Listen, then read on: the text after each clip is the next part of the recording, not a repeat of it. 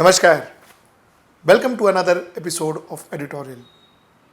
Draupadi Murmu, the first tribal woman to be the president of India. I think it's a proud moment for India. She became the 15th president of India. Now, my topic today is about should a politician be made the president? Let's debate about that. My next topic is how are we taking care of our ex-servicemen? What I mean by that is after our army men, our navy men, our air force men, after they retire, what happens to them? How do they earn their living? Do they earn their living? Do they get enough money to live a happy life? What happens to these ex-servicemen? Let's get right into the show and discuss these things. So like I said, Draupadi Murmu, the first tribal woman to become the president of India, the 15th president of India. It's actually a very proud moment for India is because a tribal woman became a president. But that being said, I want to discuss a slightly larger issue. An issue related to our democratic setup. For a democracy, is it good if you have a president who belongs to a political party, if he or she belongs to a political party? For instance, Murmu was a BJP MLA from Odisha. She was in the cabinet of Naveen Patnaik. She was an MLA till 2009, May 2009. She was an MLA. And later on, of course, she went on to become the governor of Jharkhand. So she was a BJP MLA who became the president of the country. Now, I am not talking BJP or Congress or Janata Dal or TMC or whatever. What I am trying to talk about is should a president stroke a governor be apolitical? Every position in a democracy, every constitutional position in a democracy is somewhere down the line built to create checks and balances to ensure that there is a democratic process that is followed. Now, if a president, the head of the country, is a political appointee, he has got nothing to do with politics, not aligned to any ideology, not aligned to any political party, the chances are the decisions that he will take will be unbiased. A Bharatiya Janata Party governor, would that governor ever question a Bharatiya Janata Party chief minister? Would that happen? Chances are no. I am not saying it has not happened, but chances are no. Likewise, a Congress governor, would he or she ever question a Congress chief minister? A TMC governor, would he or she ever question a TMC chief minister? Would they question the chief minister from their own political party? Would that happen? Chances are no. So the fact remains that same thing works with the president. The president of India, if he or she comes from a political party and the prime minister and the cabinet is also from the same political party, would the president ever stop to a bill? Would he or she ever put a stop to a bill? Or would he or she ever say, no, you go consider this bill once again, or you debate about this bill once again, or you reconsider this once again, or he or she would say, look, I think this is unconstitutional, I think this bill is not correct, I think this bill is not people friendly? Would he or she ever say? Or possibly the chances are he or she would agree to whatever the cabinet stroke the prime minister puts in front of him or her. Wouldn't that happen? And if there is no checkpoint in the president's office, then where is the check and balances? Where is the check and balances where we say that, okay, a bill is passed in the parliament, then it goes to the president for his approval? What happens to all of that? Passed in the parliament, matlab the bill is out. The bill is if the bill gets converted into an act. Where is that second check that happens? So somewhere down the line, it is important for a vibrant democracy to have a president, have a governor, especially president and a governor, these constitutional positions, people who are speaker, Lok Sabha speaker, assembly speakers, who are apolitical. Now, Lok Sabha speaker, assembly speaker, chances are very difficult, but at least governors and presidents, can be appointed, can be elected. Abdul Kalam, Dr. APJ Abdul Kalam didn't belong to any political party.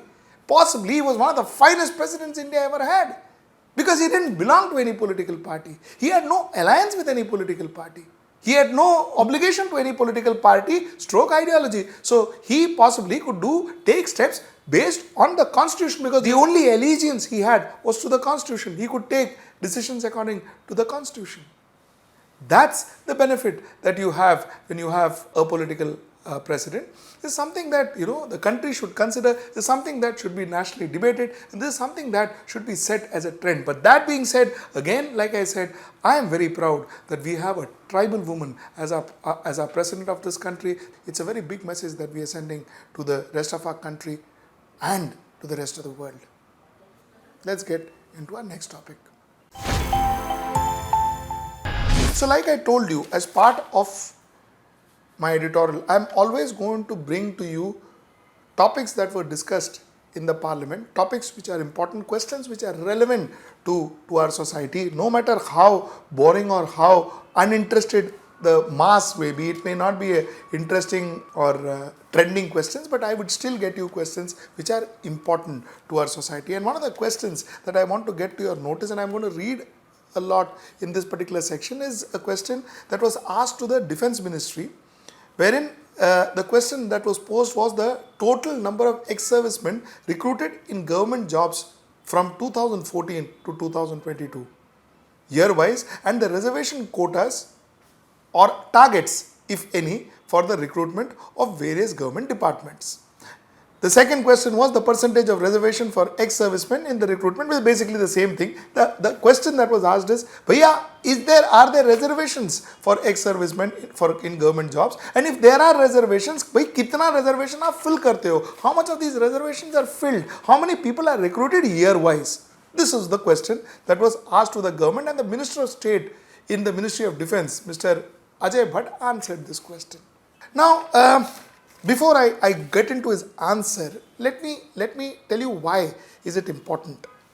You see, a lot of people from the armed forces retires at a very early age of their lives, because there are short-term commissions, there are long-term commissions. They get retired very early in life. They are ready to work in other sectors. They need to work in other sectors for them to live a prosperous life. And it is important that we ensure that our people who are in the borders, who work, who risk their lives for us, are taken care of once they retire and come out in the society.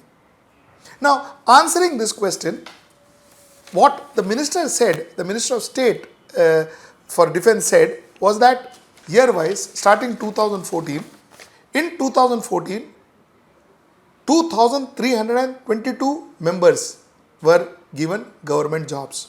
2050, 10,982 people were given, ex-servicemen were given government jobs. In 2016, 9,086 people were given government jobs. 2017, 5,638 people were given government jobs. 2018, 4,175 people were given government jobs. 2019, 2,968 people were given government jobs. 2020, 2,584 people were given government jobs, and 2021, 2,983 people who retired from service were given government jobs. So they were offered government jobs, they were rehabilitated after retiring from the armed forces.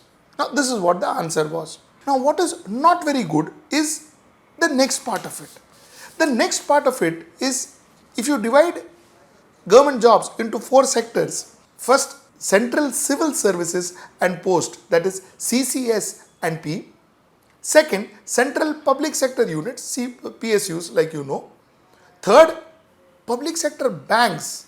And fourth, Central Armed Police Force. If you divide the government sector into 4 categories, then in category C, now let me tell you what I mean by category C and category D, because you are going to hear this category C and category D bit a lot. Let me start with category A. Category A is are gazetted officers, senior level officers. So ex-army men recruited as senior level officers, gazetted officers. Category B are non-gazetted officers, sub-inspectors, junior engineers, etc., etc., etc., school teachers, etc., etc., etc. That is Group B. Group C are clerks, multitasking staff, stenographers, assistant, typist, etc., etc., etc. And Group D, drivers, peons, cleaners, mali, guard, barber, cooks, etc. So that's what I mean by A, B, C, D. So now let us go back. In Central Civil Services and Post, that is CCS&P, Group C has a reservation of 10%, but only 1.39% of this 10% reservation has been filled as on 30th June 2021.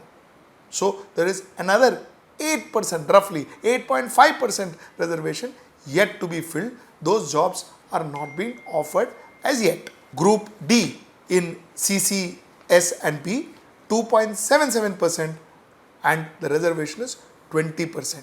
Now let us come to central public sector undertakings.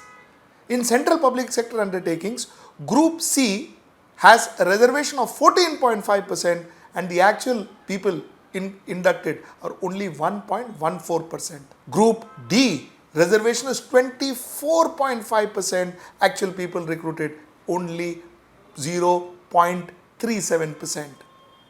Now let us come to public sector banks. Group C, the reservation is 14.5%, people recruited is 9.10%, which is fairly okay, good.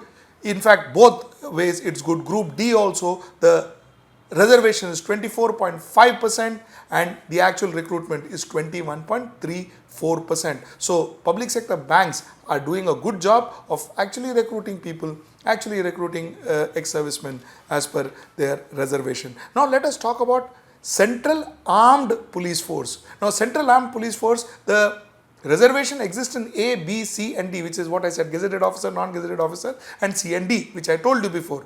So in category A, there is no reservation, but yet 2.2% of category A, they have recruited ex-servicemen. Group B, again there is no reservation, but 0.87, they have recruited ex-servicemen. Group C, there is a reservation of 10%, but the recruitment is only 0.47% of ex-servicemen. And Group D, the reservation is 20%, but they have not recruited a single percentage as per the report. So the recruitment is 0% as per the report as on 30th June 2021. Now this is the status. It is our job to ensure that our ex-servicemen are rehabilitated once they retire. They are given jobs. They can enter into the society. They are tremendously talented. They are very well trained. They are fabulous administrative staff. It is not just the fact that our ex-servicemen are good at guns and to fight and to guard our borders, which they are, but they are also fabulous administrators. It is very unfortunate that we have not given this impetus, and the reason I bring this about, I talk about this topic, is it is imperative. If you really talk, if you really want to talk about the welfare of our ex-servicemen, then this topic becomes very relevant and very important for us. And we need to know about this topic, and we need to get this into our, and this needs to be the national debate. People need to talk about this, people need to know about this, and people need to talk about this. So that's my topic for the day today. Till I see you next time, that is next Wednesday. Namaskar.